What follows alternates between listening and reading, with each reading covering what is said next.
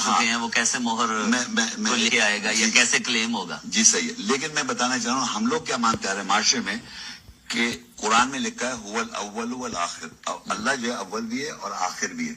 ہم کہہ رہے ہیں محمد رسول اللہ جو ہیں وہ آخری نبی ہیں، یہ ہم کہہ رہے ہیں معاشرے میں.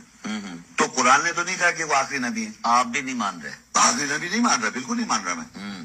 ہاں 100% نہیں مان رہا ہوں آخری لفظ کا. اور پھر یہ آپ کا آپ یہ جو کہہ رہے ہیں لوگ آخری، تو ان سے پوچھیے آخری لائے کہاں سے؟ نہیں، اس کا مطلب ہے کہ کوئی نیا مذہب آپ نے کریٹ نہیں دیکھیں میں نے مطلب نہیں، لوگ جو غلط بولتے آ رہے ہیں اس کو سیدھا کر رہا ہوں میں. صرف آپ اکیلے ہیں؟ بالکل، آپ دیکھ لیں خاتم لکھا ہے، کہیں آخری نہیں کہا. میں نے پڑھا ہوا اول والآخر، اللہ اول بھی اور آخر بھی ہے.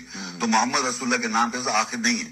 آخر مطلب لاسٹ اور ادر، تو وہ آخر نبی نہیں ہے. اللہ کہہ رہا ہے مور نبیوں کی، وہ اللہ دے رہا درجہ کہ کوئی نبی کلیم نہیں کر سکتا جب تک محمد رسول اللہ کی اس پہ مور نہ ہو.